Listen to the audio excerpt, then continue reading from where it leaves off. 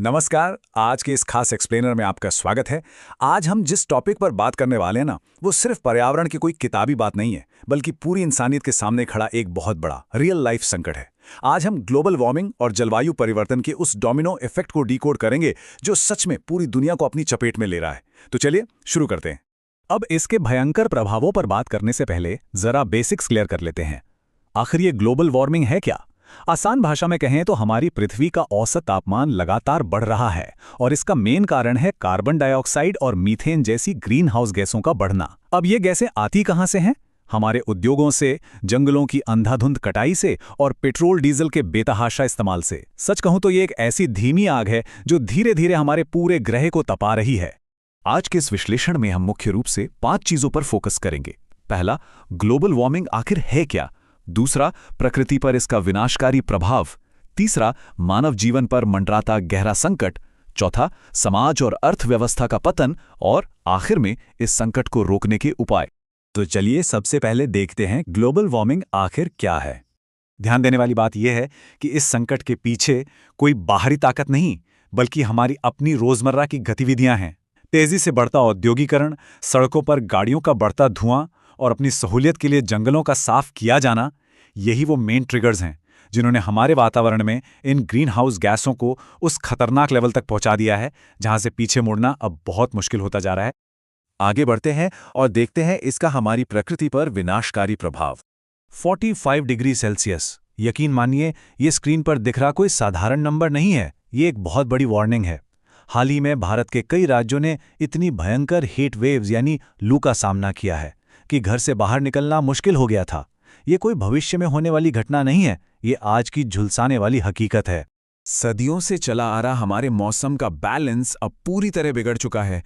और पता है सबसे डरावनी बात क्या है? हम एक ही समय में बिल्कुल अलग अलग चरम स्थितियां देख रहे हैं। एक तरफ आप देखेंगे कि असम और बिहार में बार बार विनाशकारी बाढ़ आ रही है, तो वहीं दूसरी तरफ राजस्थान और महाराष्ट्र में भयानक सूखा पड़ रहा है। तूफान और जंगलों की आग पहले से कहीं ज्यादा खतरनाक हो गए हैं। ये सिर्फ न्यूज़ की हेडलाइंस नहीं है, ये हमारी आज की ग्राउंड रियलिटी है। हमारे सामने अब एक डबल थ्रेट यानी दोहरा खतरा खड़ा है। एक तरफ ग्लेशियर पिघल रहे हैं जिससे समुद्र का पानी बढ़ रहा है। जरा सोचिए, मुंबई, कोलकाता और मालदीव जैसे तटीय इलाकों के सच में डूबने का खतरा है। इससे लाखों लोगों को अपने घर छोड़ने पड़ेंगे।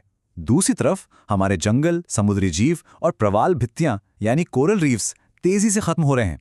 इसका सीधा मतलब है हमारी पूरी फूड चेन और इकोसिस्टम का भयानक तरीके से टूट जाना। हमारा तीसरा और बहुत ही अहम पॉइंट है मानव जीवन पर गहरा संकट।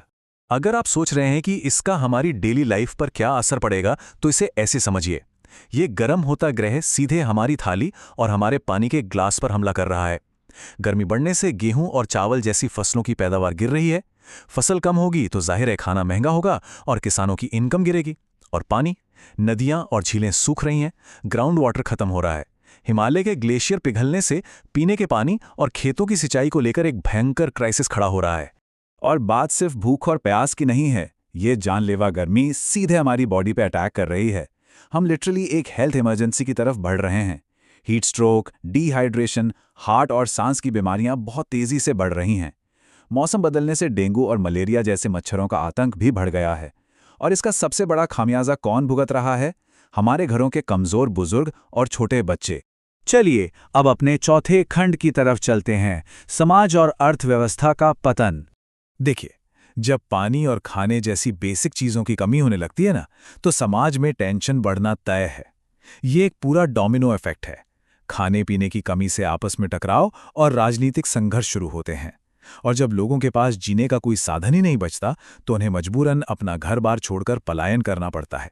इससे गरीबी और सामाजिक असमानता और ज्यादा गहरी हो जाती है। इसी बीच हम एक बहुत ही खतरनाक एनर्जी ट्रैप यानी ऊर्जा के जाल में फंस जाते हैं। एक्सट्रीम गर्मी से फैक्ट्रियों को नुकसान होता है, नौकरियां जाती हैं। अब इस भयंकर गर्मी से बचने के लिए हम क्या करते हैं? हम बहुत ज्यादा एसी चलाते हैं। एसी के लिए चाहिए बिजली, और बिजली की इस भयंकर डिमांड को पूरा करने के लिए हम और ज्यादा कोयला और पेट्रोल जलाते हैं। मतलब जिस चीज से ग्लोबल वार्मिंग हो रही है, हम उसी चीज को और बढ़ा रहे हैं। है ना भयानक दुष्चक्र? अगर हमने इस सिलसिले को यहीं नहीं रोका, तो जरा सोचिए हम अपनी आने वाली पीढ़ियों को क्या देकर जाएंगे। एक ऐसी दुनिया जहां पीने को साफ पानी नहीं है, खाने के लाले पड़े हैं, रहने के लिए सुरक्षित जमीन नहीं है और जो हर दिन एक नई प्राकृतिक आपदा से जूझ रही है। ये सच में एक रोंगटे खड़े कर देने वाली तस्वीर है। तो क्या सब कुछ खत्म हो गया है? बिल्कुल नहीं। हमारा 5वां और आखिरी खंड है इस संकट को रोकने के उपाय। इस प्रॉब्लम को सॉल्व करने के लिए हमें 2 लेवल्स पर काम करना होगा। पहला है हमारा अपना इंडिविजुअल लेवल, पेड़ लगाना, बिजली पानी बचाना, पब्लिक ट्रांसपोर्ट का इस्तेमाल करना और प्लास्टिक को नो कहना।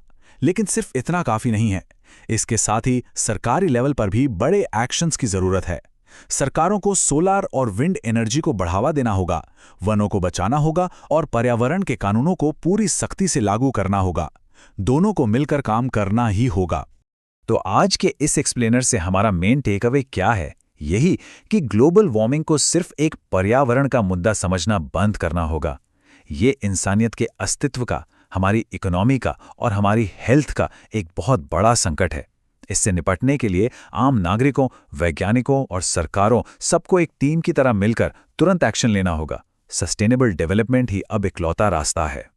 जाते जाते मैं आपको एक सवाल के साथ छोड़ना चाहता हूं। हम इंसान अपनी आने वाली पीढ़ियों के लिए कैसी पृथ्वी छोड़कर जाने का चुनाव कर रहे हैं?